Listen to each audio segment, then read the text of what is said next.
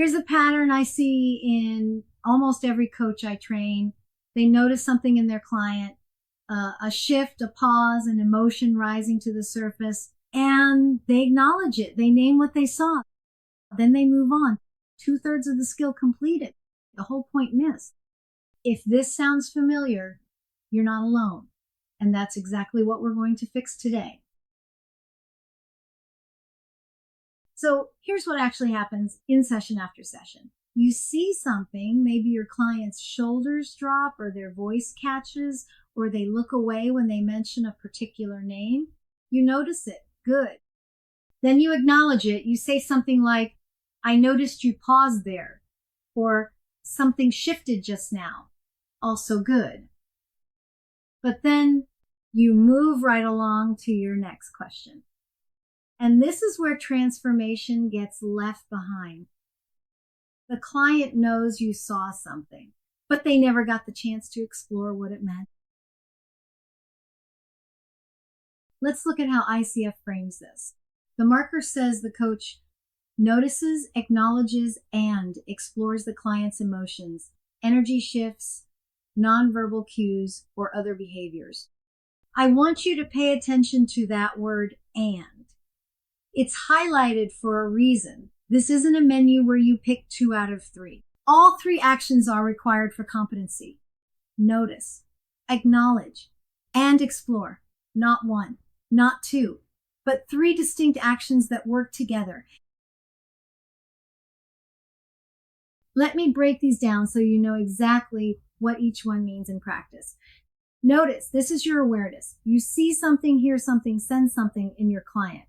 Maybe it's a facial expression that doesn't match their words. Maybe it's a long pause before they answer. Your coaching radar picks it up.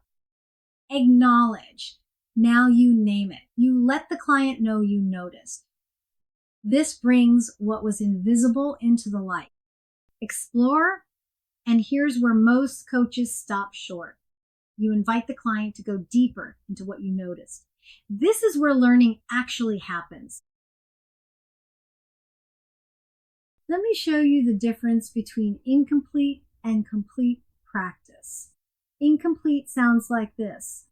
I noticed you paused there. Period. End of observation. You've noticed and acknowledged, but you've created no space for discovery. You've pointed something out, but you haven't invited exploration. Complete practice sounds like this. I noticed you paused there. What happened for you in that moment? You see the difference? The question is, what creates learning? That simple follow-up transforms observation into insight. Here's why this matters so much. Just noticing something and saying it doesn't actually cause the client to learn anything unless you do it in a way that brings impact. Think of it like an iceberg. Noticing and acknowledging, that's the surface level. You've observed something, but nothing has shifted. Exploration is what takes you beneath the surface. That's where the insight lives. That's where transformation actually happens. Without exploration, you have observed, but nothing has transformed. The client walks away with nothing new. So what does complete practice actually sound like? Let me give you some examples you can use. I can see you're getting emotional. What's coming up for you right now? Notice how brief the acknowledgement is and how the question opens the door. Or try this. You said you don't ever want to do that again. Tell me more about that.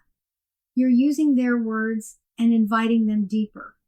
Or simply, something shifted just now. What happened? Each of these examples includes all 3 steps, naming what you observed, then inviting deeper exploration. Now, let's talk about the traps I see coaches fall into. The first one, treating acknowledgement as the endpoint. You notice something, you name it, then you move on to your next question. The client never gets to explore what you saw. The second trap, rushing past emotional moments to get back to the coaching. When emotion shows up, That is the coaching. Don't hurry away from it. And the third trap, noticing but staying silent. You see something important, but you don't name it at all. The opportunity passes. Remember, the marker doesn't say notices and acknowledges. It says notices, acknowledges, and explores. So here's what I want you to take away from this. Exploration is not optional. It's where learning happens. It's where insight emerges. It's where transformation begins. 2 out of 3 is not enough. Incomplete practice leaves your client and your coaching at the surface level. The next time you notice something in your client, don't just acknowledge it and move on. Invite them deeper. Ask what's there. Create space for discovery. Now, there's another trap waiting for you when you notice things. It's the temptation to sound like a coach instead of a human. Let's talk about avoiding coachy language.